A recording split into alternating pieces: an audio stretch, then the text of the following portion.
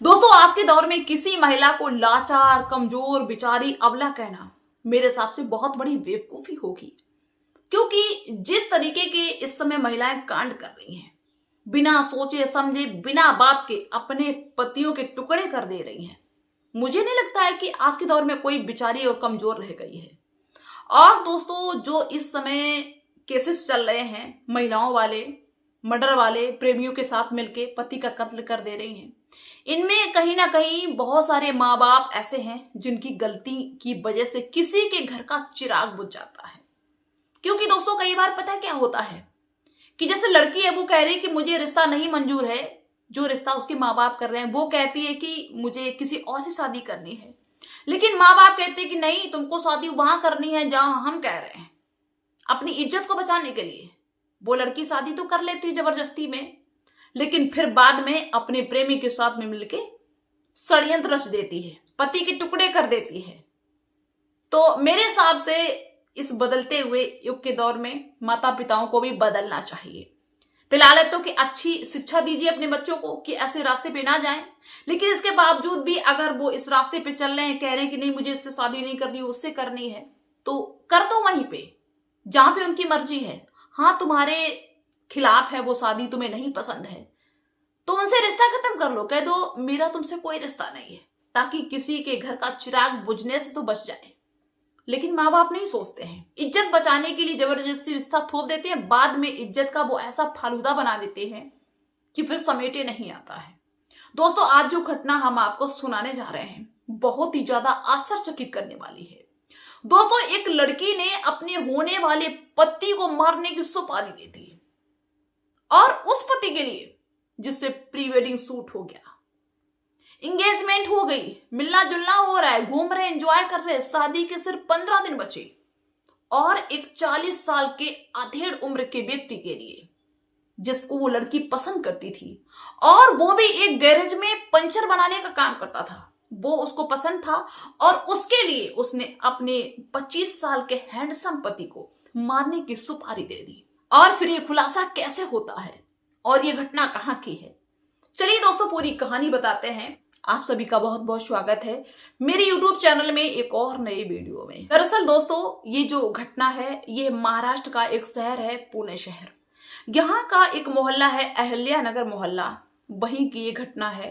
दोस्तों, यहाँ का एक लड़का जिसका नाम सागर था।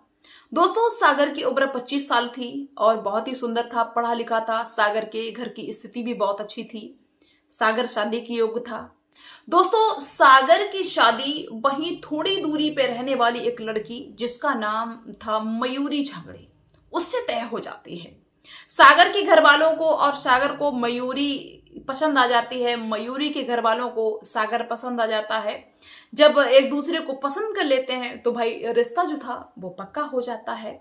और इसके बाद में दोस्तों क्या होता है कि 21 फरवरी 2025 जो भी निकल के गई है, इसको रोका टोका होता है, एंगेजमेंट भी हो जाती है। और दोस्तों, शादी की जो डेट निकलती है वो 15 मार्च निकलती है, यानी कि एंगेजमेंट के 20-22 दिन बाद ये शादी निकलती है। तो भाई घर में बस खुशियों का माहौल था, शादी की तैयारियां चल रही थी, और मयूरी अपने होने वाले पति यानी सागर से फोन पे बात किया ही करती थी। लेकिन अचानक 27 फरवरी को मयूरी अपने होने वाले पति सागर से फोन करती है और कहती है कि आज मेरा मन है कि आप मुझे कहीं घुमाने ले चलो, कहीं मुझे मूवी दिखाओ, कहीं खाना खिलाओ, ऐसा मेरा मन है। सागर बहुत ज्यादा खुश हो जाता है। सागर अपनी होने वाली पत्नी से कहता है कि अरे भाई, चिंता क्यों करती हो, तुम तैयार हो जाओ, फटाफट से आ रहे, तुमको पिक कर लेंगे। दोस्तों, मयूरी तैयार हो जाती है अपने होने वाले पति के साथ में घूमने के लिए। दोस्तों, सागर भी तैयार होके आ जाता है बाइक से, और मयूरी को वहां से उठा लेता है जहां की वो बात करता है। सबसे पहले मयूरी को सागर एक होटल में ले जाता है, वहां दोनों खाते पीते हैं। इसके बाद में मूवी देखने के लिए जाते हैं, 2 मूवी देखते हैं, और इसके बाद में शाम के लगभग 6 बजे का टाइम हो जाता है। दोस्तों, सागर अपनी होने वाली पत्नी को साथ में ले आता है, और जहां से उसको उठाया था, पिक किया था, वहीं पे मयूरी को छोड़ देता है सागर, और अपने घर के लिए चल देता है।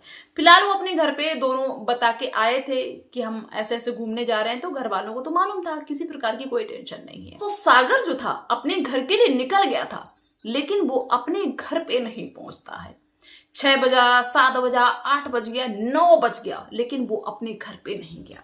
घर वाले बहुत ज्यादा चिंता करते हैं, लगातार फोन लगा रहे हैं, फोन भी नहीं लग रहा है। घर वालों को टेंशन हो रही कि ऐसे ऐसे मतलब सागर निकला था, और उस लड़की, घर वालों से फोन किया, लड़की ने कहा कि वो तो घर पे निकल गए हैं। अब घर वालों को और भी ज्यादा चिंता, इधर उधर खोजबीन करते हैं, कहीं भी सागर का पता नहीं चलता है। तो वो जो सागर के घर वाले थे वो पुलिस को इन्फॉर्म करते हैं, सूचना करते हैं, और कहते हैं कि ऐसा ऐसा मेरा बेटा है और पता नहीं कहाँ चला गया, मिल ही नहीं रहा। तब दोस्तों पुलिस ने कहा कि हाँ, मुझे एक सड़क पे एक लड़का बहुत ही घायल अवस्था में था, उसके हाथ पैर भी टूट चुके हैं और खून बह रहा था, बेहोश था, उसको मैंने अभी हॉस्पिटल में पहुंचाया है। वहां पे कुछ लोगों ने देखा सड़क पे तो लहूलुहान था, तो मैं तुरंत वहां पे पहुंचा और इसके बाद में उसको तुरंत हॉस्पिटल में पहुंचाया, उसका इलाज चल रहा है, अभी तक होश नहीं आया। जब पुलिस के द्वारा ये बात पता चलती है तो सागर के घर वाले तुरंत उस हॉस्पिटल में पहुंच जाते हैं जहां पे वो सागर था, उसका इलाज चल रहा था। दोस्तों पुलिस ने सागर के घर वालों से कहा कि भाई ऐसा लगता है कि किसी ने रंजिश के चलते हमला किया है, क्योंकि शायद है कि चोर बदमाश होते तो कुछ ले जाते। सागर के पास में जो भी था कुछ भी नहीं ले गए, ना बाइक ले गए, ना मोबाइल ले गए, ना एक पैसा निकाला, कुछ भी नहीं। तो शायद है कि सिर्फ हमला करने के लिए आए थे। बताइए, तुम्हें किसी पे शक है क्या? किसी से तुम्हारी रंजिश चल रही है? सागर के घर वालों ने कहा कि मुझे किसी पे शक नहीं है, ना तो मेरी किसी से रंजिश चल रही है, ऐसे मैं किसी का नाम क्यों लगा दूं। अब मेरी ये समझ में नहीं आता है कि मेरे बेटा पे हमला किसने किया। दोस्तों अब पुलिस ने कहा कि ठीक है, अब जब तक सागर को होश नहीं आता है तब तक इंतजार करना पड़ेगा। हो सकता है कि सागर उनको पहचान लिया हो, पहचानता हो जिन्होंने हमला किया हो। दोस्तों इलाज चलने के बाद क्या होता है कि सागर को जब होश आता है तो पुलिस वहां पे पहुंच जाती है सागर का बयान लेने के लिए, सागर से पूछताछ करने के लिए। सागर से पूछा, भाई बताइए तुमने किसी को पहचाना? तो सागर ने कहा कि मैंने किसी को नहीं पहचाना है, बस मुझे इतना याद है कि एक गाड़ी बराबर मुझे ओवरटेक कर रही थी। मैं सोच रहा था कि पता नहीं क्यों ऐसे कर रही, और वो अचानक से मेरी बाइक के सामने आ गए, उन्होंने अपनी गाड़ी लगा दी और उस गाड़ी में से 4-5 लोग उतरे और उन्होंने मुझे मारना शुरू कर दिया। मैं पूछता भी रहा कि तुम लोग मुझे क्यों मार रहे हो, उन्होंने कुछ नहीं कहा, सिर्फ मुझे पीटना शुरू कर दिया। लाठी डंडे उनके पास में थे और मुझे इतना मारा कि मुझे होश ही नहीं रहा कि मैं कहाँ हूं। दोस्तों फिलहाल पुलिस को कुछ भी नहीं बता पाया सागर ने कि कौन थे, कहाँ थे, गाड़ी का नंबर क्या था। लेकिन अचानक से सागर को एक बात याद आ गई। सागर ने पुलिस को बताया कि जिस समय वो गुंडे मुझे मार रहे थे उस समय एक गुंडा ये कह रहा था कि इसको इतना मारो, इतना मारो, इसके हाथ पैर तो टूट ही जाए, ये किसी भी तरह उस शादी के मंडप तक नहीं पहुंचना चाहिए। और जब पुलिस ने इतनी बात सुनी तो पुलिस को यह बात समझने में देर नहीं लगी कि शायद है कि ये गुंडे उसी ने भिजवाए होंगे जो शायद है कि इस शादी के खिलाफ है, जो ये शादी होने नहीं देना चाहता है। लेकिन पुलिस ने उस लड़की के बारे में पूछा सागर के घर वालों से, तो सागर के घर वालों ने कहा कि उस लड़की को तो घुमाने सागर ले ही गया था, ऐसी कोई बात नहीं, लड़की अच्छी है, लेकिन पता नहीं ऐसा क्यों, किसने कहा। लेकिन पुलिस ने कहा कि ऐसा कौन हो सकता है जो हमला करवाएगा, जो ये चाहेगा कि सागर शादी के मंडप तक ना पहुंचे। पुलिस ने सोचा कि ऐसा तो नहीं, लड़की का कोई प्रेमी रहा हो, लड़की ने ना बताया हो, और वो प्रेमी ना चाहता हो कि शादी हो मयूरी की सागर के साथ में। फिलहाल पुलिस के पास में कोई ऐसा सबूत नहीं है, लेकिन अब पुलिस को ढूंढना था उन गुंडों को जिन गुंडों ने हमला किया था सागर के ऊपर।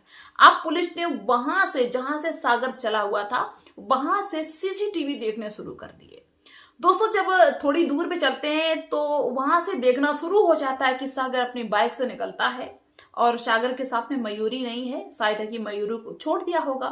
लेकिन एक गाड़ी लगातार, हर जो सीसीटीवी कैमरे लगे हुए हैं जगह जगह, उन पे ये दिख रहा है कि एक 4 व्हीलर गाड़ी लगातार सागर को ओवरटेक कर रही है, आगे पीछे हो रही है। अब पुलिस को उस गाड़ी का नंबर लेना था।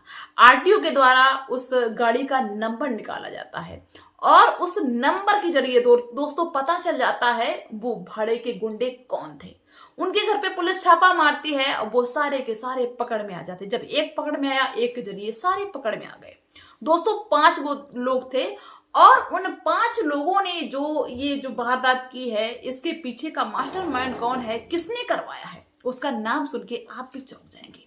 दोस्तों उन भाड़े के गुंडों ने कहा कि मुझे 1.5 लाख रुपए की सुपारी दी गई थी। पुलिस ने कहा सुपारी तुम्हें किसने दे दी? तो उन गुंडों ने कहा सागर की जिस लड़की से शादी होने वाली है मयूरी छंगड़े ने मुझे 1.5 लाख रुपए की सुपारी दी है। बस इसलिए उसने ये कहा कि सागर को इतना मारो कि इसके हाथ पैर टूट जाएं और मेरी जो 15 दिन बाद सागर से शादी होने वाली है मेरी शादी कैंसिल हो जाए। मैं सागर से बिल्कुल भी शादी करना नहीं चाहती हूँ। मयूरी ने कहा था कि मेरे घर वाले जबरदस्ती मेरी शादी सागर से करवाना चाहते हैं और मेरी मर्जी के खिलाफ मैं अपने प्रेमी से शादी करना चाहती हूँ। और दोस्तों उन 5 भाड़े के गुंडों में मयूरी का एक भाई भी था, कजन था, उसका चाचा का लड़का था। अब दोस्तों पुलिस चल देती है मयूरी के घर के लिए कि अब मुझे मयूरी को गिरफ्तार करना है। इसके बाद में आगे की जो बातें हैं वो मयूरी ही बताएगी। लेकिन जब मयूरी के घर पे पुलिस पहुंचती है तो पुलिस को आश्चर्य हो जाता है क्योंकि मयूरी उस लड़के के साथ में घर से भाग गई थी। घर वाले खुद ही बहुत ज्यादा परेशान थे, शर्मिंदा थे। उस लड़के के बारे में पूछा जाता है तो घर वाले बताते हैं कि वो एक गैरेज में काम करता है, वो पंचर बनाता है, उसकी उम्र 40 साल है, वो अधेड़ उम्र का है। और मेरी लड़की जो है मयूरी, इसकी उम्र 20 साल है और उसके साथ में वो घर से फरार हो गई है क्योंकि मयूरी को ये बात पता चल चुकी थी और उसका जो प्रेमी था उसको भी ये बात पता चल चुकी थी कि जो हमने भाड़े के गुंडे भेजे हैं ये पकड़ गए हैं। अब तो ये मेरा नाम बता ही देंगे, अब पुलिस मुझे पकड़ लेगी। तो दोनों घर से फरार हो जाते हैं, भाग जाते हैं। घर वाले बहुत ही ज्यादा शर्मिंदा हैं। फिलहाल पुलिस उनको ढूंढ रही है लेकिन अभी तक वो पुलिस के हाथ में नहीं चढ़े हैं, लेकिन एक दिन तो जरूर आएंगे सामने। और इसके बाद में दोस्तों उनके साथ में जो होगा वो होगा ही। लेकिन जो ये भाड़े के गुंडे थे इनको इतना ज्यादा मारा पीटा जाता है और इन पे कई धाराएं लगाई और इनको जेल भेज दिया। फिलहाल पुलिस अब उनके पीछे पड़ी है जो वो लड़की अपने प्रेमी के साथ में भाग गई है। घर वाले भी बहुत ज्यादा शर्मिंदा है, परेशान है। तो ऐसा वक्त आ गया है दोस्तों, पता ही नहीं चलता है कि किसके दिमाग में क्या चल रहा है, किसके दिमाग में कौन सी खिचड़ी पक रही है। अरे जब प्री वेडिंग शूटिंग हो रही, बात करती रही, एंगेजमेंट होती रही, शादी की डेट क्लियर हो गई, तब ये सब ड्रामा करने की क्या जरूरत थी? अपने पति को मरवाने की क्या जरूरत थी? साफ साफ मना कर देती या पहले ही भाग जाती उसके साथ में जैसी बाद में भाग गई। पता नहीं आज के दौर की जो जनरेशन है इनके दिमाग में क्या चल रहा है, किसी का विश्वास नहीं है। और जितने भी लोग मुझे देख रहे हैं, देखिए कितना भी कोई सगा हो, किसी पे ज्यादा विश्वास नहीं करना, समय बिल्कुल भी अच्छा नहीं है। तो आप लोग क्या कहना चाहेंगे ऐसी बेवकूफ लड़की के बारे में? आप अपनी राय जरूर देना। तो मिलते हैं नेक्स्ट वीडियो में। और जो भाई बहन मुझे पहली बार देख रहे हैं वो मेरे चैनल को सब्सक्राइब जरूर कर दें ताकि जो भी हम वीडियो पब्लिक करें सबसे पहले आप तक पहुंचे। तो चलिए मिलते हैं नेक्स्ट वीडियो में। बाय सभी को।